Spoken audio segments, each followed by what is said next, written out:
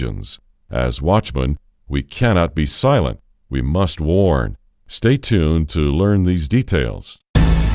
When you think that God is done with Israel, that He has replaced Israel with the church, you're basically insulting God, because Israel is your insurance policy that God indeed is a faithful God. Amen?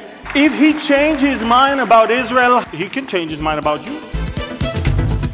I really believe that a Trump presidency, in fact, means that Bible prophecy is being fulfilled even faster than it was before.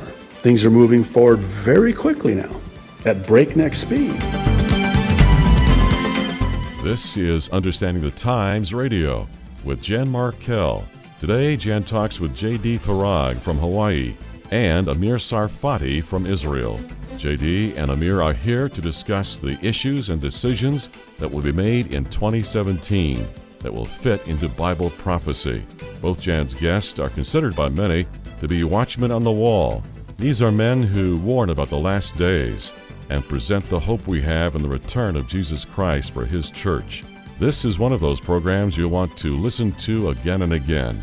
Both Pastor Farag and Amir will return to the Minneapolis and St. Paul metro area on October 7th for our next Understanding the Times conference. Now, let's get started. Here is Jan Markell. President Trump, thank you for the truly warm hospitality you and Melania have shown me, my wife Sarah, our entire delegation. I deeply value your friendship.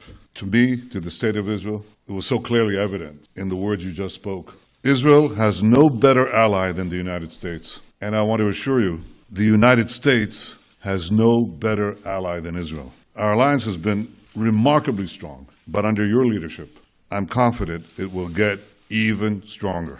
I look forward to working with you to dramatically upgrade our alliance in every field, in security, in technology, in cyber and trade, and so many others, and I certainly welcome your forthright call to ensure that Israel is treated fairly in international forums, and that the slander and boycotts of Israel are resisted mightily by the power and moral position of the United States of America. And welcome to the program. I'm so glad you could join me. The familiar voice of Prime Minister Netanyahu. We'll talk a little bit about that and much more in the next hour. And if you are a discerner of our times, you'd know we are in a season where keeping up with all things predicted keeps one very, very busy. The Bible talks about the future, and the future is actually here. My two guests and I will discuss that today. Amir Tsarfati travels the world unlocking the mysteries of what the Bible predicts for the last days. He lives in Israel and found the Messiah through the Jesus film shown in Israel. He has been at two of my Understanding the Times conferences. Will be with us this fall on October the 7th. Pastor J.D. Farag is pastor of Calvary Chapel, Kaneohe, Hawaii. He has produced regular prophecy updates via YouTube for over a decade with tens of thousands of viewers weekly. Both are watchmen on the wall, sounding an alarm,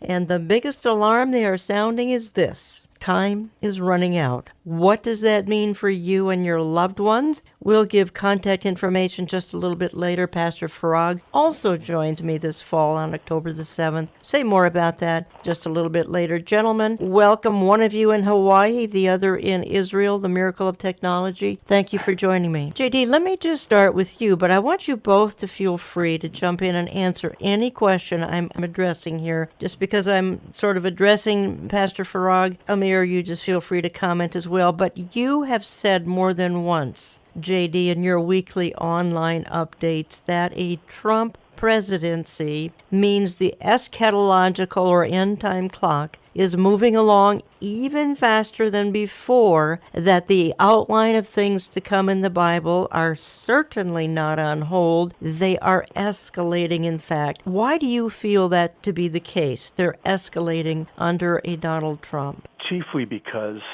President Trump's pro-Israel and pro-Christian policies have inflamed, for lack of a better word, the powers of darkness. And the devil knows he hath but a short time, we're told in Revelation 12:12. In Revelation 20:12, Jesus said, "Behold, I come quickly." And the word he uses for quickly is a very interesting one in the original language of the Greek New Testament. It's the Greek word tachos, where we get our English word for tachometer, that measurement of revolutions per minute, or RPMs if you prefer, meaning that the time is set and things will be revved up at the time of the end when Jesus comes. And certainly things are revving up. And what's happening now, and what we're witnessing now, especially with Trump being so pro-Israel, we are seeing now the powers of darkness rising up, unleashed, if you will. And it's the likes of which I believe we've never seen before, nor will we ever see this side of the rapture. Okay. But J.D., you also said, this is a quote, "We are in a very dangerous place now as a nation and the world in general." Clarify what you mean there. So the main reason I believe that we are in a very dangerous place as a nation is because the anti-Israel, anti-Christian left will not sit idly by, which is what we're now seeing vis-a-vis the likes of one Barack Hussein Obama, who many believe is setting up, even as we speak, a shadow government to destroy President Trump. As for the world in general, specifically as it relates to Israel, Jesus provides us with a somber warning concerning the elect at the time of the 7-year tribulation, the Great Tribulation. He says in Matthew 24, verses 21 and 22, "For then shall be great tribulation, such as was not since the beginning of the world to this time, no, nor ever shall be. And except," very interesting, "except those days should be shortened, there should be no flesh be saved, but for the elect's sake, those days shall be shortened." Here's the bottom line. I'm personally of the belief that the world now, especially with a Trump presidency, is one click of the mouse away from all hell breaking loose, namely the Great Tribulation. Amir Tsarfati, why don't you weigh in on this as well? I believe that there is absolutely no doubt that we are on the brinks of a very, very major war in the Middle East. And in America, I must say, the lawlessness is going to increase. And Europe, as we all can see, is in shambles, and as a result of the uncontrolled wave of immigration that brought up crime into unbelievable numbers. In the streets of France, in the streets of the Netherlands, in Sweden. By the way, Sweden, President Trump, I think, did touch a very important point of a very good example of how the illegal immigration is bringing down society. There is no doubt that the world right now is either busy in looking for alternatives for Trump or ridiculing him, but the fact that he's there is actually causing the world even to go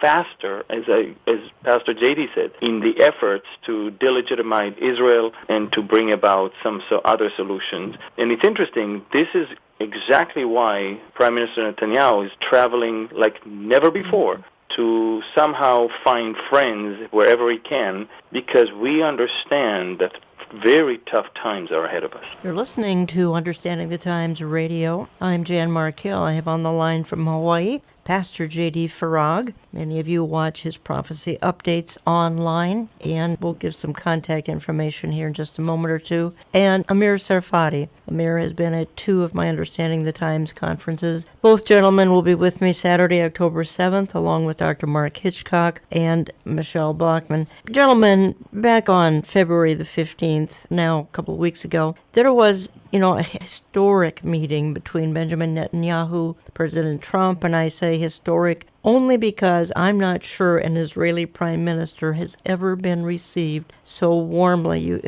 Prime Minister Netanyahu was beaming ear to ear. An 8-year nightmare is over for him. And I've talked a lot on this program about the global elite, the one-worlders. Let me start with you, J.D. Farag. Do you think they're going to stand for a strong America under President Trump and for this new climate of cooperation between Israel and America, and then we'll get a response from Amir? It's so important to understand that these protesters that we see on the streets of America are paid by George Soros, who to me is the personification of evil. This is a man who is demon-possessed and obsessed with everything that is anti-Israel and anti-Christian for the purpose of ushering in the New World Order.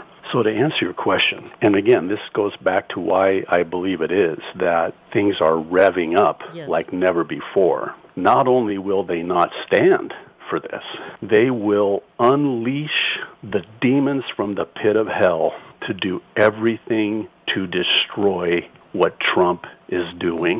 Amir, would you agree with that? Absolutely. If there is one thing that the global elite understands is that they just lost in two battles. They lost the battle of the U.S.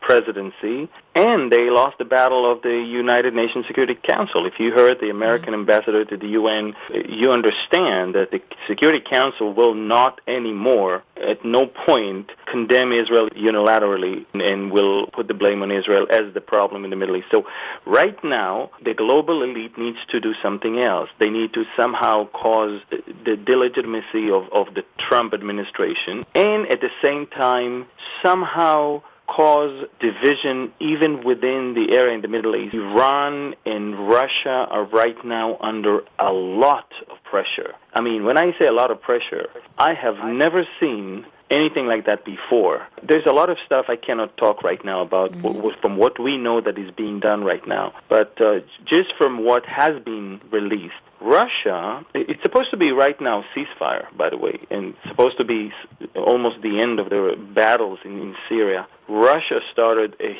huge wave of bombardment in the southern part of the Golan Heights near the city of Daraa, and the Iranians are now arming to the teeth. The Houthis, the second in command of the Yemenite army, was just killed this morning by the Houthi rebels. We're talking about generals in the Houthi army that are basically threatening any U.S. vessel, naval vessel, that will come into Yemenite territory. We are seeing such an increase of instability, an attempt to instigate almost some sort of artificial crisis, because they understand things are not the same as they used to be in the last 8 years, when somebody in the White House used to do all their job and they didn't need to do anything.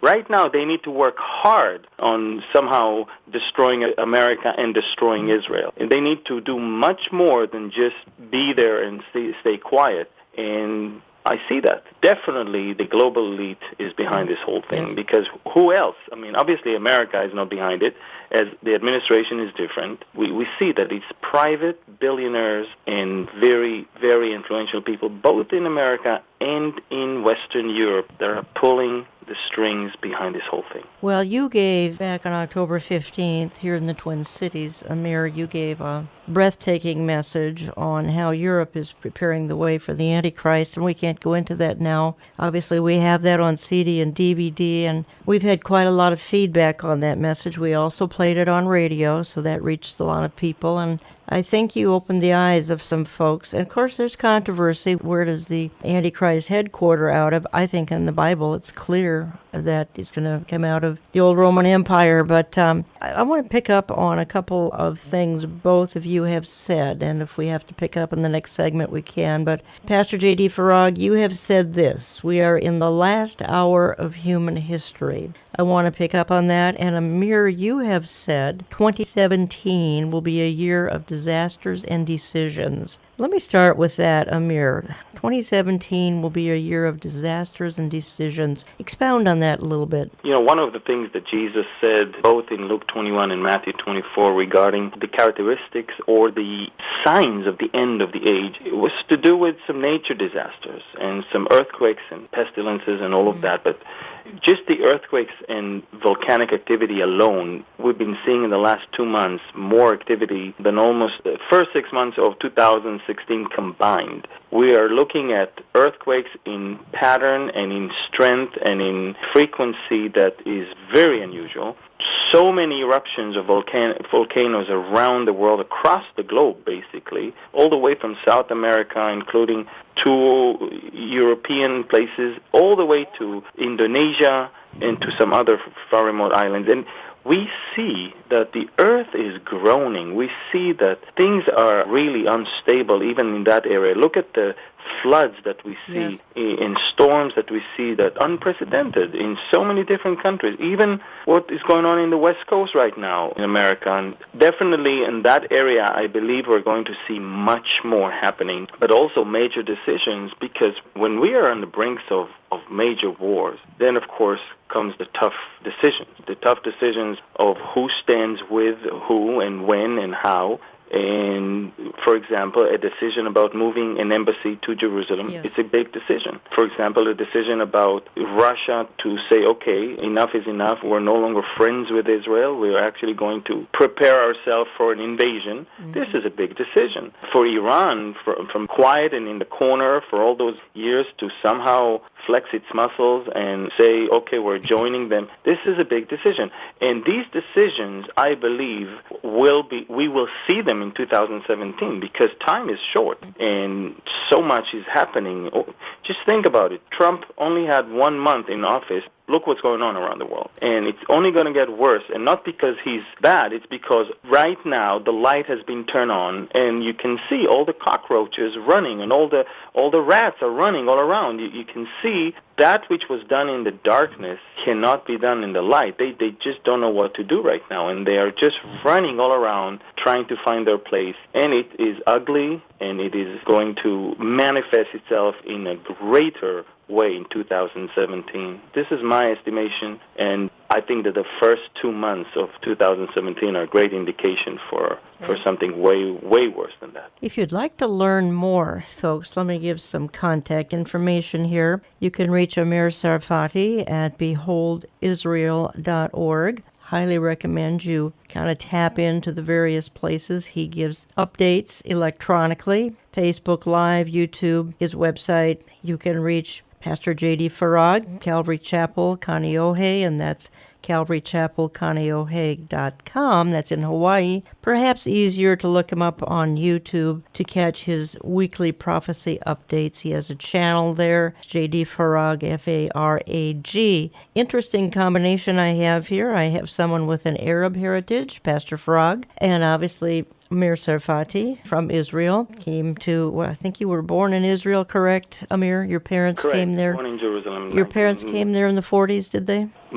My parents both made Aliyah, made it to Israel. My mom, when she was less than a year old, after her parents survived Auschwitz, and she was born in Cyprus, basically, because the British Army would not let them in. Father came from northern Africa, from Tunisia. When I get back, I want to pick up on the other question I raised here a moment ago, and that's Pastor J.D. Farag's comment. We are in the last hour of human history. And I also want to pick up on the fact that Amir has a burden, and that is to teach people about an event that is, frankly, imminent, and that would be the rapture. And I want to ask him a little bit about that. And many churches know very little about this, and frankly, many of them don't care. We'll do that in just a couple of minutes. Don't go away, and don't touch your dial.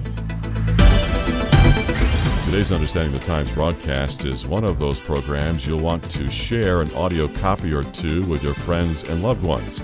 This kind of information is rarely found in the media or online.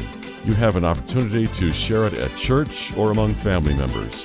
To order your copy or copies, call 763-559-4444. We like to keep in touch with you through a variety of resources such as our newsletter, e-news alerts, and our daily news headlines. All those resources can be yours by clicking on to olivetreeviews.org. Many of you are excited every week when a new episode of this program comes your way. Just think of all those people who have never heard Understanding the Times. They're being kept in the dark on many of the topics we discuss. You can help us maintain this broadcast in your neighborhood.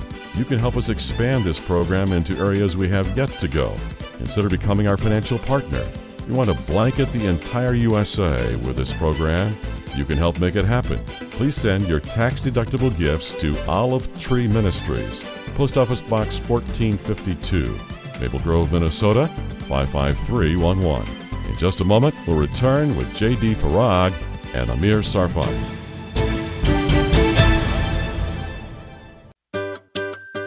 It's not too early to make plans to attend Understanding the Times 2017, Saturday, October 7, just outside of Minneapolis. Join us at Grace Church in Eden Prairie from 9 a.m. to 5 p.m. There's no cost or registration needed. You can spend the day with like-minded believers who don't think it's strange that you want to understand the times and also discern the times of Bible prophecy. Speakers include Amir Tsarfati. Our book, the Bible, contains 29% future events. 29% of this book is Bible prophecy. God wants us to know even the future. Dr. Mark Hitchcock. So I don't believe we should scoff at signs. I don't believe we should be reckless speculators, but I do believe that signs of the times are important and that we live in a time today when the stage is being set. Pastor J.D. Farag from Calvary Chapel, Kaneohe, Hawaii. Jerusalem, as Joel Rosenberg calls it, is the epicenter. It is the second hand on God's prophetic clock. You want to know what time it is in terms of Bible prophecy? Look at Jerusalem.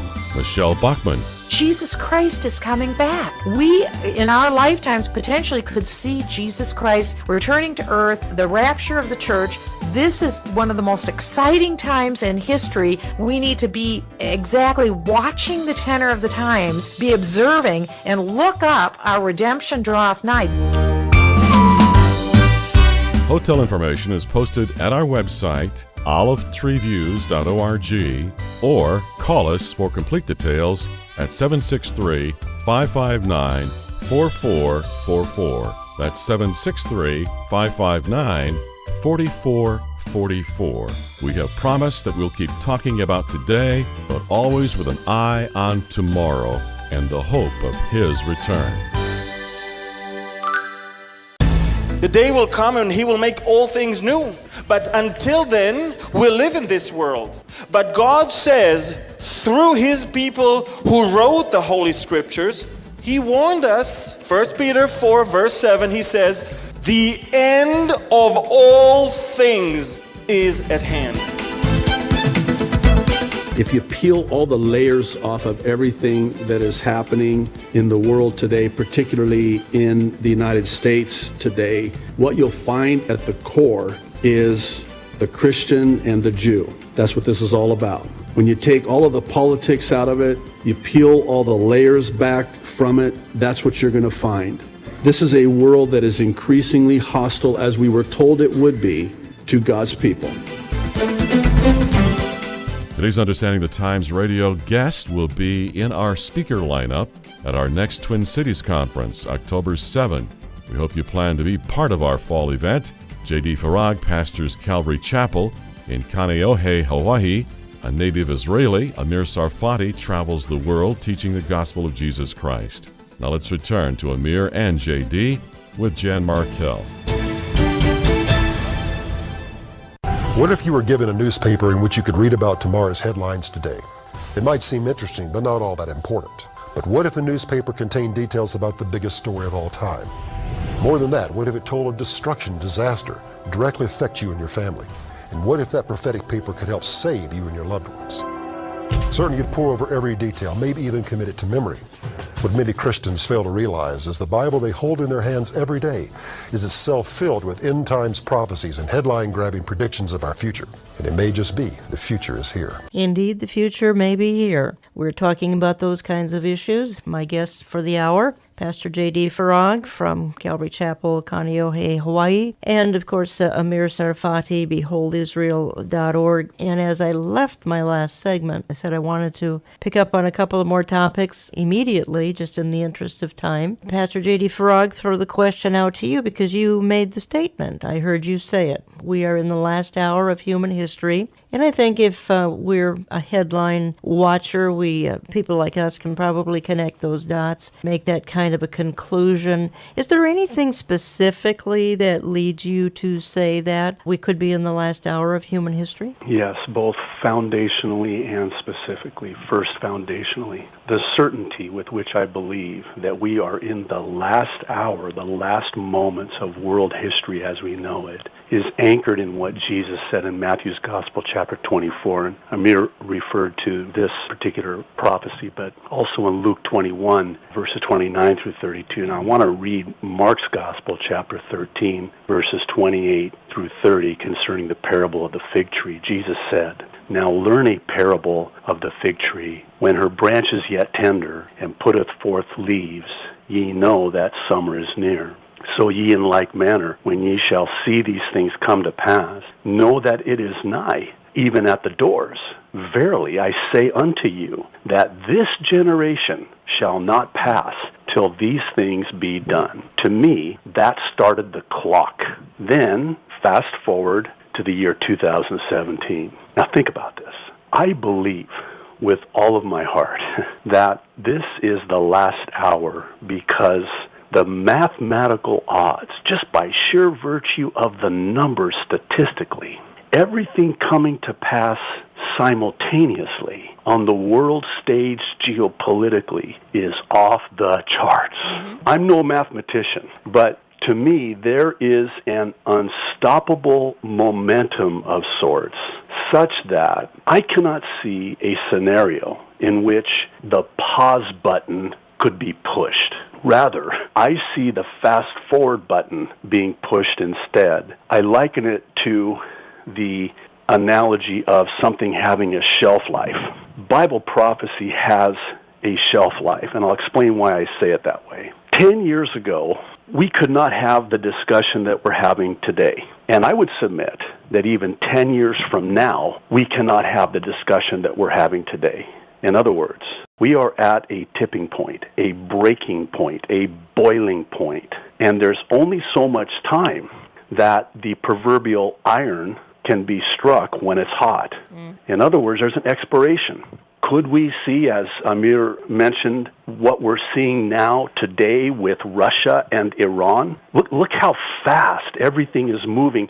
Can you imagine 10 years from now? I don't think that it's even plausible that we could see what we're seeing today, 10 years from today. I think it's interesting that nobody is even asking anymore, what is Russia and Iran doing in Syria, right a mile away from Israel? Yes. It's not even a question anymore. The world got used to it. Yes, got used to it. Everybody wakes up in the morning.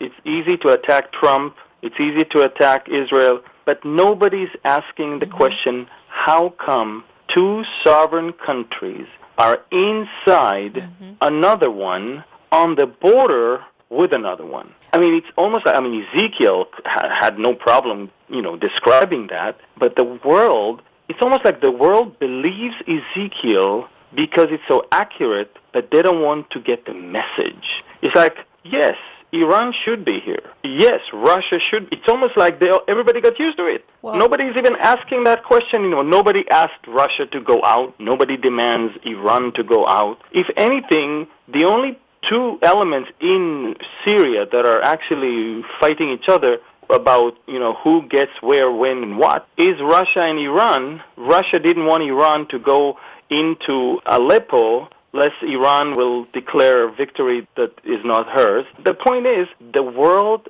got used to it. And just as JD just said, we could have not talked about this 10 years ago, not even 3 years ago. And yet now we're talking about it so naturally, as if, yeah, of course, they're there. They should be there, yes. They should be there because the Bible predicted that they will be there. Right, but Amir, part of the problem is the churches are silent about these issues. And you hear from people in 200 countries are writing you. The remnant from 200 countries writing you, because the remnant has a hunger and a thirst to understand these things. But most of the churches, not all of them, and pastors, don't hear me saying all of you, too many are preaching a very fluffy gospel or a very anti-Israel gospel. Let me read an email I just got. I'm reading just a couple of lines of an email, not going to identify anybody, other than it's from Cindy, and she says, I emailed my pastor to see if he planned to preach on Revelation or the importance of supporting Israel or the issues of the day. He responded no to the book of Revelation because of not having a strong understanding. And to Israel, he said, this is a tougher question since I'm still in process here. And he says, my understanding of Israel has changed over the years of biblical study, and I no longer believe they are in any sense God's people now unless they come to know Jesus as Savior. So my understanding is this is a church that once had truth, no longer has this truth, and if you knew how many emails and communications I get that sound like this, I think my audience would be quite stunned, or maybe not. Maybe they've encountered the same thing. Pastor Farag, you're a pastor. Is this pretty common? Sadly, it is. This is commonplace. And how ironic that this pastor would, in fact, say what he said about the book of Revelation, and even more specifically Israel, when in Revelation chapters 2 and 3, you have 7 letters to 7 churches, one of which is lukewarm, and another of which Jesus writes and says to them that those who think they are Jews and are not, and he talks about this church. You have the first church leaving, not losing, leaving their first love, the church of Ephesus. You have Smyrna, Pergamum, you have Thyatira, you have Sardis, you have the church of Philadelphia, and then you have that church of Laodicea, where Jesus is actually on the outside knocking to get in. I know we use that verse in evangelizing. Behold, Jesus stands at the door and knocks. But if you really think about it, he's knocking on the door of a church. And I believe he is knocking on the door of that church, of that pastor who is saying that, wanting to come back in and sup with them and them with him. And that to me is sadly ironic. Folks, if you'd like to come out and meet Pastor J.D. Farag, Amir Tsarfati, Dr. Mark Hitchcock, Michelle Bachman, do so this coming fall, Saturday, October the 7th, Grace Church, Eden Prairie, Minnesota, just outside Minneapolis. It's 9 a.m. to 5 p.m., no cost, no registration. We had quite a crowd last fall. We had about 6,000 people in a venue for 4,300, largest crowd that church had ever seen fill the particular premises because, again, and they come from across the country, even some from out of the country, because the remnant is very hungry. The remnant wants truth. The remnant knows that finding truth, well, it's just kind of a difficult thing today with our politically correct world. We also were right before our November election last October. Gentlemen, I also teased, and I want to follow up on that, because, Amir, you have a burden to teach people about an event that is imminent. The Bible says it could happen today, and that would be the rapture. Again, many churches either haven't been prepared to teach on this, don't want to teach on it, consider it divisive, whatever. God has obviously given you a burden to teach on this. What kind of response are you getting? Well, I get all sorts of responses. I mean, and some of them quite shocking, because although the word rapture is not there in the scriptures, because, you know, when you read it in English, you obviously read the English translation of the Greek. And the Greek word is harpazo, and it is there. People still believe that if the word rapture is not there, then there is no rapture. And in fact, it's hard for people to grasp even the thought that they are going to lose gravity and they will be taken up in the air. Sounds too weird for them. It sounds too unrealistic. And what's so sad about this is that they don't have a problem reading the Bible and seeing all the miracles that Jesus did. They don't have a problem seeing how Jesus himself ascended to heaven. They don't have a problem reading about Enoch and about Elijah. But whenever it comes to the blessed hope, the amazing promise to the church, for them to be taken out of that hour of trial that is about to come, namely, we will be out before it will come, all of that, then that's when it's getting too weird and we can't take that one. You know, it's funny because it seems like they believe the world more than they believe the word. How can you read 1 Thessalonians chapter 4, or how can you read 1 Corinthians chapter 15, verse 51, 50. How can you read all of these things and not see clearly that we will be caught up and we'll meet him in the air and he will take us and we will be with him. So where he is, we will be also. And then from that moment, we will always be with him. For me, this is the single most important thing that a Christian should know in these last days, that there is hope. I mean, we just talked about terrible things. We just talked about how the world is going crazy. We just talked about wars and rumors of wars, about pestilences and earthquakes, and we talked about so many things. But for us, these are just small things compared to the great promise that we have to be taken out of here. And how can I be only dealing with the bad things and not deal with the single most important thing for me as a Christian, which is that I'm about to be out of here. Out of here before God is going to judge this unrighteous world. Out of here before the Antichrist will unleash all of his demonic plans. Plus, I think that one of the reasons people don't really deal with the rapture is that their lack of understanding also of the book of Revelation, which causes them to think that, Christians should stay here throughout the tribulation, and then thus there is no rapture. What's the point of being raptured when you have to go through the tribulation? So when people are not in the Word, and they're too much in the world, then the Word becomes just too weird to them. And I've heard so many different variations of what the rapture is all about. Even if someone just told me that he believes that we will be taken up to the air, but not go all the way to heaven, but just usher Jesus' coming in back to earth. In other words, we are the welcoming party or committee for Jesus to come back. So many unbelievable things. And I think that there is a very, very poor teaching of that particular thing. And so we need to give the hope for the people. I believe that doom and gloom is part of what's coming up. We know that. But there is a great hope, the blessed hope, as Titus chapter 2 says. And so I have no doubt that preaching that hope is causing people excitement and not fear, because fear is not from God. It's certainly not for us. We are definitely watchmen. We know what's coming up. As Ezekiel 33 says, we have to alert, we have to tell people, but at the same time we have a great message of hope, a blessed hope, probably the most important thing that a Christian should know in these last days and in this last hour.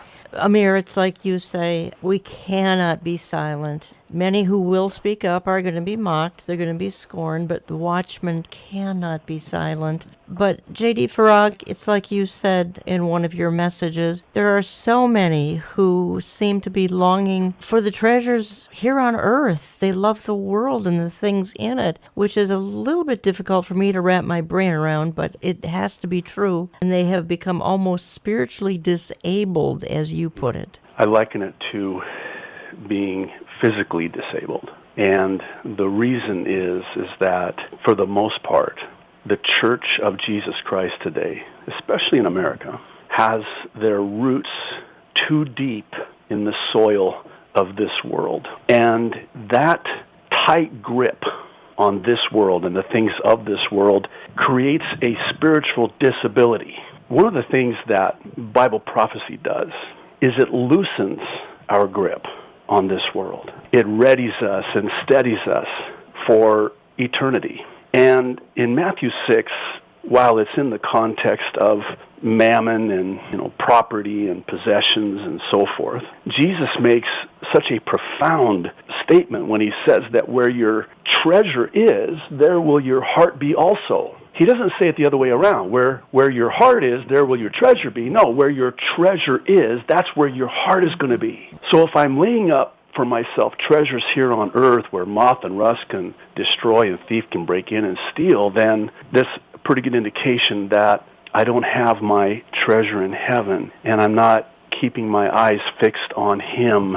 And one of the things that personally in my own life, both studying and teaching Bible prophecy has done is it has loosened and even removed the grip that I once had many years ago on this world and the things of this world. And Amir mentioned it. It's very interesting in 1 Thessalonians where Paul, in the context of the rapture, says that, this is what's coming to and on this world and we're not going to be here because we're going to be taken out of this world in the rapture of the church before the 7-year tribulation. And then he says, therefore, encourage one another with these words. It's to be an encouragement. Here's where I want to go in our last segment, and we're heading into that in just a minute. Amir, I do want to ask you a little bit about the perception Israel has of Donald Trump, particularly since that February 15th meeting, and I'd like your reaction to that February 15th meeting between Netanyahu and President Trump.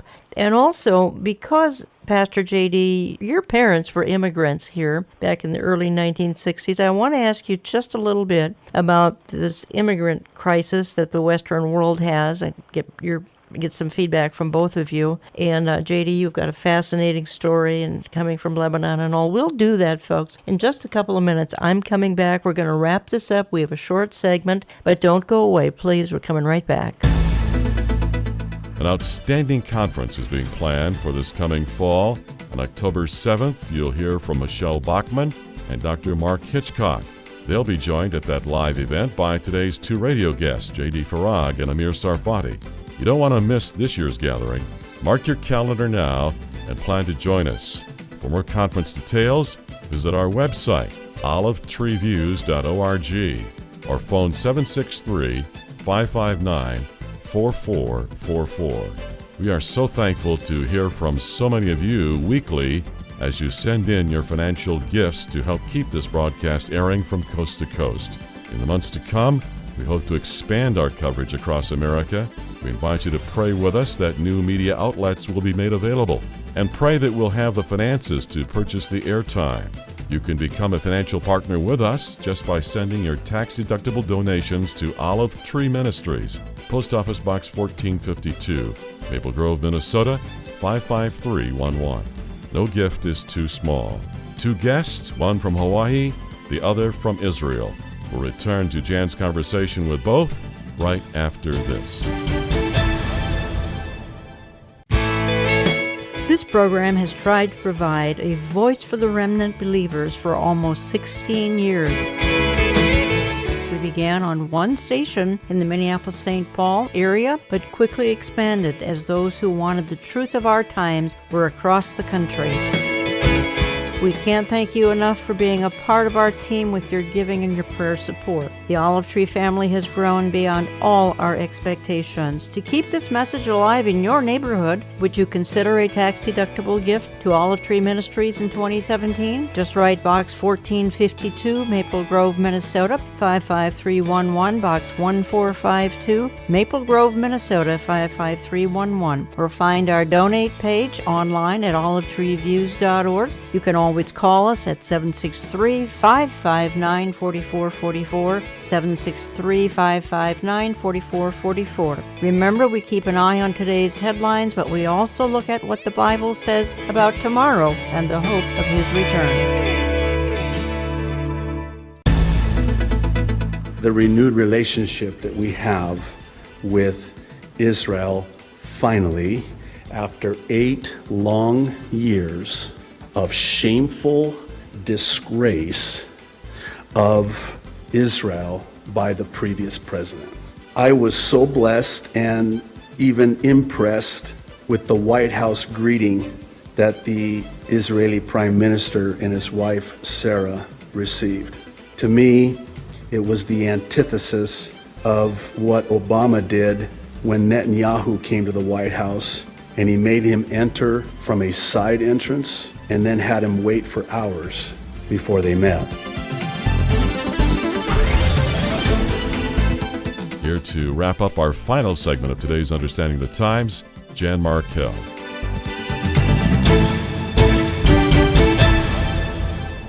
And welcome back. Remember, I try to stay in touch with you with a print and e-newsletter both. And you can get a CD of any program, including this program. Follow me on Facebook, Jan Markell's Olive Tree Ministries, on Twitter at Olive Tree Men. And let me see here what I'd like to kind of move quickly just because this is a short segment. Amir, let me just quickly throw this to you because I think Americans are a little bit puzzled, and we all know that many Jews are left-leaning politically, and in some other issues they're left-leaning. But what is their perception of President Trump, and particularly, and I want your take on what happened back on February 15th, this incredible meeting where the Netanyahus were just received with a loving embrace by the Trumps, etc. Give me your comment. First of all, what a difference between the first meeting with Obama that happened almost at midnight, and he had to be smuggled through the back door. At nighttime without any media that was allowed to cover it. I mean, it's almost like you smuggle a leader of a terrorist organization with whom you need to meet, not your best friend probably in the whole world. And so it was a great difference between the first meeting with Obama and the first meeting with Trump. Trump could have not made Netanyahu feel more comfortable. But I think we have to look at the substance of the meeting. For the first time, this whole junk of two-state solution that has not been working since 1947, since it was offered by the UN and it has been rejected every time, repeatedly, by the Palestinians and the rest of the Arab world that encouraged them not to accept it.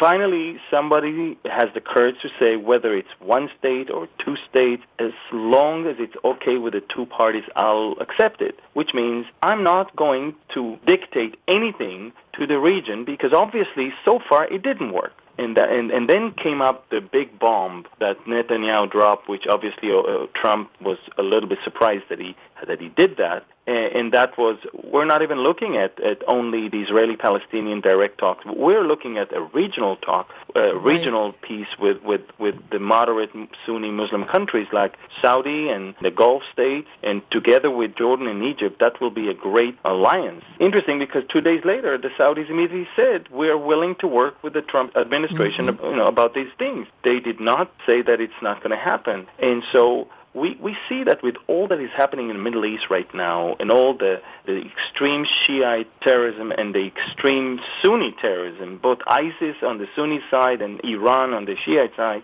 Saudi and the Gulf states are actually looking at Israel as the solution, not the problem right now. And there is no doubt, even Bible prophecy in Ezekiel 38, you see that Sheba and Dedan, the Saudis, are criticizing the attack of the Russians and the Iranians, the Libyans, the Sudanese, and the Turks on Israel. They are on the side with the Europeans and the Americans that criticizes this whole thing. So it's fascinating to see how we're moving to that track that could have not happened before. By the way, just so you know, Netanyahu offered this whole thing a year ago, and it was actually shut down by the American administration of that time. So we see unbelievable things that are happening. Does the media in Israel love Trump? No. The media, of course, is not on his side. That they portrayed him as a lunatic, as a crazy man, and they even associate the anti-Semitic events with the Trump administration. They don't understand that those who hate Trump are actually causing or trying to embarrass him by causing all of these things across America of attacking Jewish people and attacking. Why would Trump be accused of being anti-Semitic when he's the best friend of Israel and he has a Jewish son-in-law and a Jewish daughter? Of course, it's unreasonable. But you can see that with all the fake news and with all the fog and with all the confusion, those that hate Trump are hurting Jewish people, so it will look as if Trump and Trump supporters are doing that. So all that together, it's quite staggering. And of course, the Israelis aren't sure what's going on. If they believe the media, obviously Trump is bad news. But when they see a U.S. ambassador to the UN that speaks in such an amazing way, when they see a president, first lady praying before her husband speak, when they see a president that receives their prime minister in the most loving and supporting way, then they see something else. So again, the media is playing a very, very significant role in trying to confuse the people, even here in Israel. But I think the majority of the people of Israel are pretty much on Trump's side, especially after the February 15 meeting that they all saw and were quite amazed. Thank you for that clarification. That's excellent to have a first-hand report like that. Just because the clock races here, JD, I want to throw this to you, but Amir, feel free to comment as well, please. JD, you have said that the main reason that the migrants, the immigrants, are pouring into America, for that matter, the Western world, is that they eventually expect to get Sharia law here or in Europe. I call it immigration jihad. And your family were immigrants from the Mideast in the early 1960s. They came, I believe, from Lebanon. They actually assimilated. And as you peruse, as you see what's going on in Western Europe and in America, my goodness, and you talk about it on your YouTube presentations. Talk to us about it for a minute or two. My mother and father, when I was 9 months old, fled the Middle East because of Islam. They immigrated legally as refugees to America. My father said, quote, soon after he left Egypt, persecution of various Christian groups as well as Jews began as they lost their jobs, their property, and their civil rights. This is March the 20th, 1963. They came to America. They worked hard. They became citizens. They started businesses. My father was a high school teacher. And the reason they had to flee to America from Islam is because my father says, quote, he attracted some Mohammedans, Muslims, to Christianity, and that thickened the problem with the government because they thought he was dangerous. Now think about that.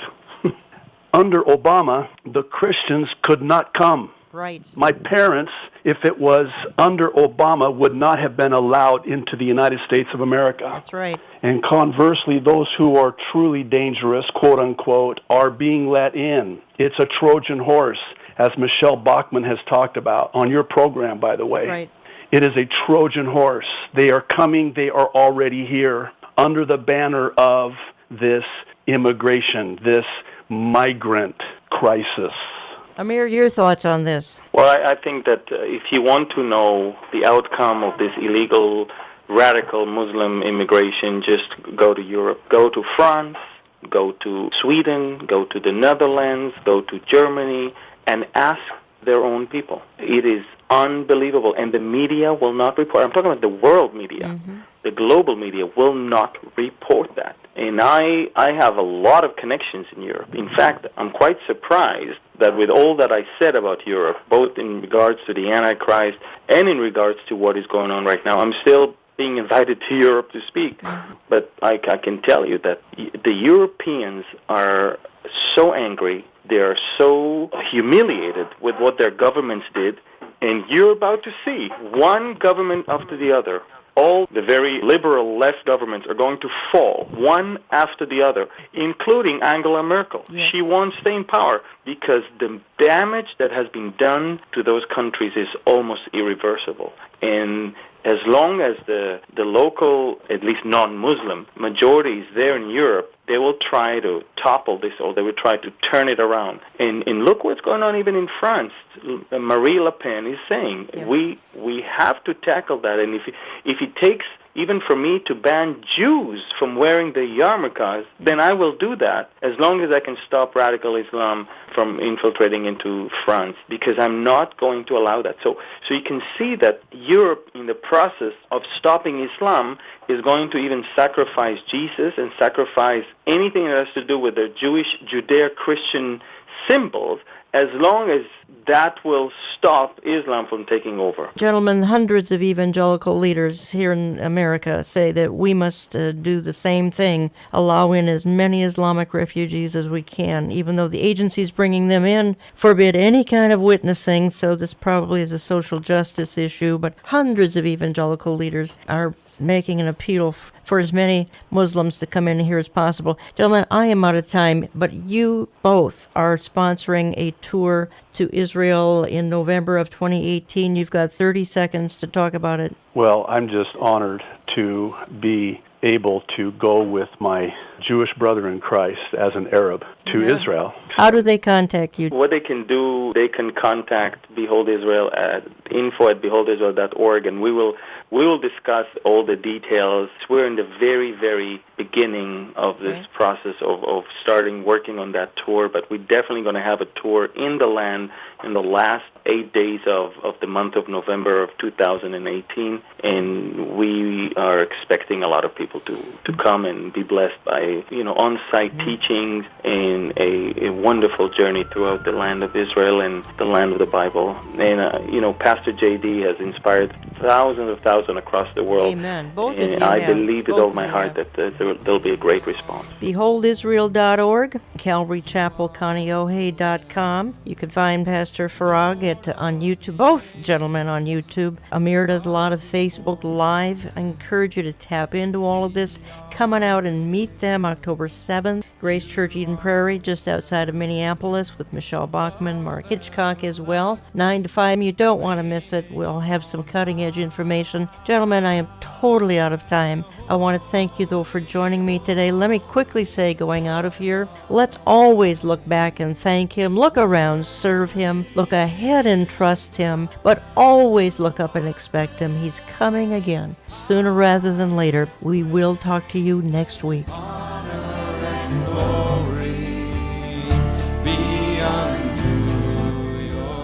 Thank you for joining us for today's Understanding the Times Radio with Jan Markell. We continue to reach the world by reporting current events from a biblical perspective. Costing us thousands of dollars, this listener-supported program is delivered each weekend, nationwide and into your home. You can help us produce and distribute this broadcast. We invite you to partner with this ministry. With our ever-changing world, men and women of faith need to be aware of current events as reported and discussed through the lens of Scripture. With a blessed hope in view, week after week, Jan Markell brings you compelling guest interviews to highlight the dangers in today's world. To become our broadcast partner, please write with your tax-deductible gifts to Olive Tree Ministries, Post Office Box 1452, Maple Grove, Minnesota, 55311. You can also help underwrite this program safely and securely at olivetreeviews.org. or when you phone 763-559-4444. We're looking forward to hearing from you this week.